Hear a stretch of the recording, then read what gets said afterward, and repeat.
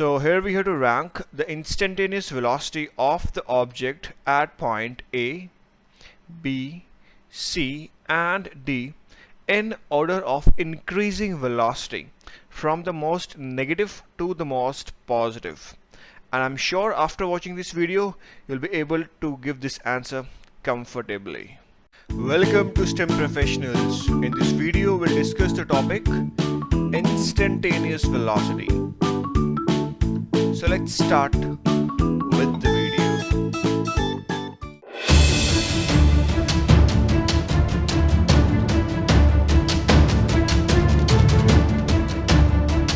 In the last video we discussed about the graphical interpretation of average velocity, and in this video we'll discuss about the instantaneous velocity.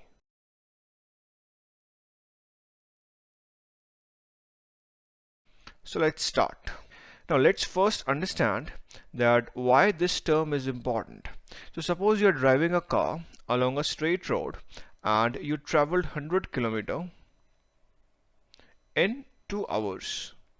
So your average velocity will be 50 km per hour. Even so, there may have been only a few times during the trip when you were actually traveling at 50 km per hour. So when you deal with the motion of a particle or a body, it is desirable to know the velocity of the particle at each instant of the time.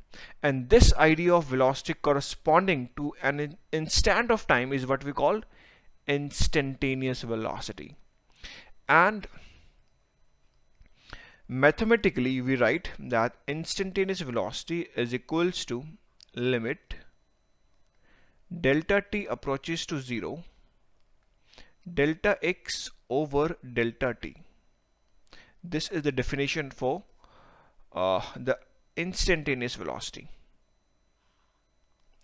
Now let's understand that what is the physical significance of this delta t approaches to 0.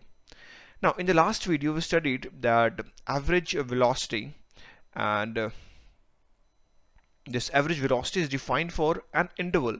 Like here this is t1, let this be t1, and here let it be t2. So average velocity was defined for this time interval, and we studied that the average velocity would be the slope of this line connecting between these 2 points. And as this delta t, this is basically delta t, and as this delta t is becoming smaller and smaller, here we can see that this delta t is become small, and here at this point delta t approaches to 0. So the velocity at this point at a given instant is what we call the instantaneous velocity, and the slope of this line will give you the instantaneous velocity at this point. So here's the thumb rule. The instantaneous velocity at a given time is equal to the slope of the tangent line at that point on x versus t graph. Now suppose you need to find the instantaneous velocity at this point, because instantaneous velocity is defined for a specific instant. So we are taking this instant and let this time be t1. So we have to find the instantaneous velocity at this instant. So the procedure is simple. You have to make a tangent line at this point. So this would be the tangent line, something like that.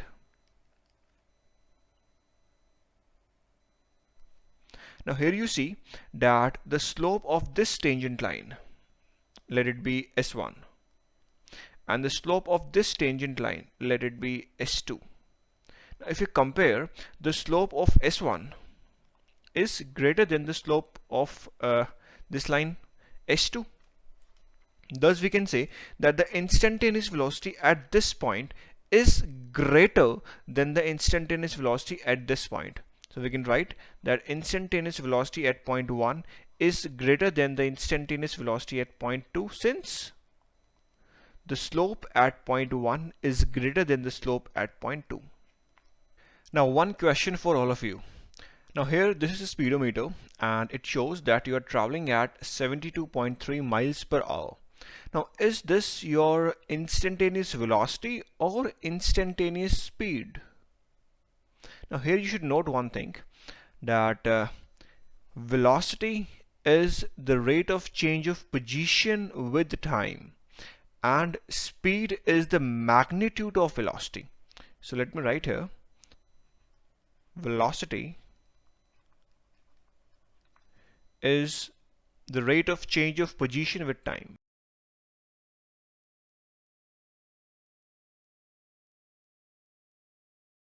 and speed is the magnitude of velocity. Now a speedometer indicates a car instantaneous speed but gives no information about its direction. Thus a speedometer is truly a speed meter. It is not a velocity meter. So it tells about, the speedometer tells about the instantaneous speed.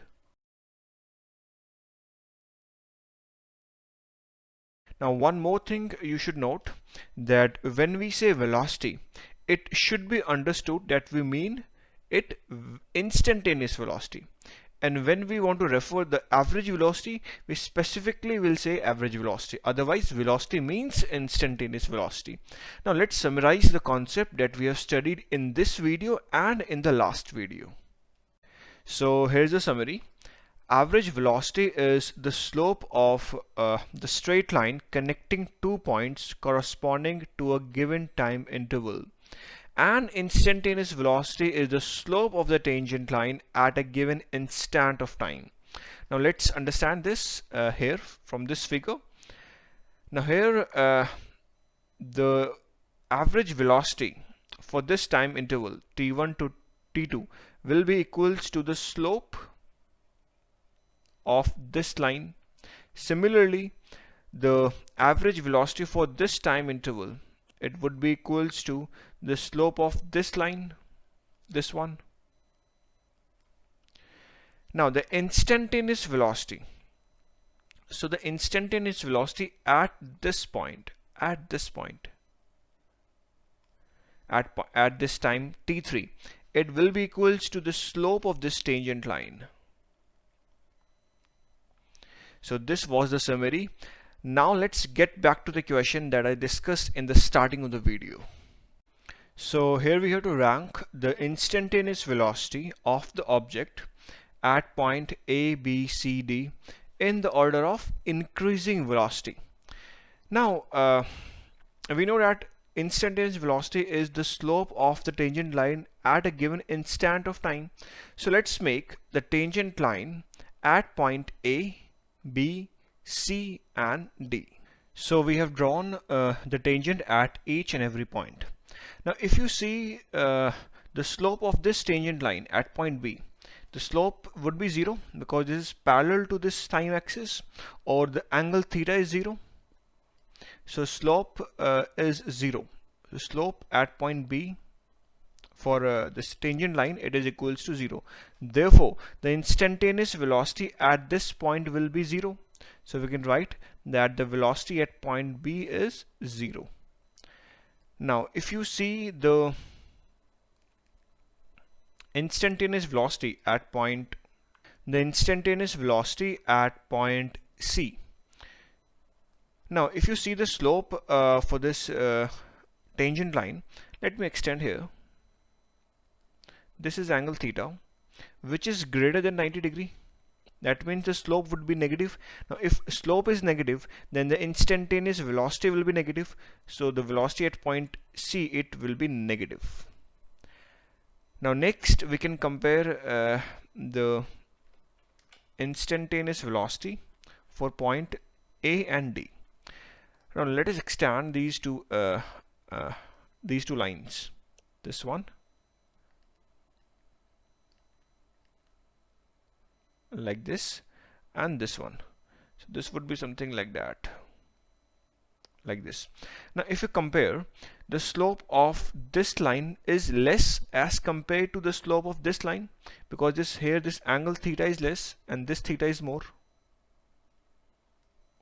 So slope at for this tangent line at point A, it will be greater than the slope at point this D. Therefore the velocity at point A will be greater than the velocity at point D. Thus we can easily write the rank. We can easily rank now. Now we have to rank from most negative to most positive. So most negative, we have this velocity at point C. So this would be velocity at point C.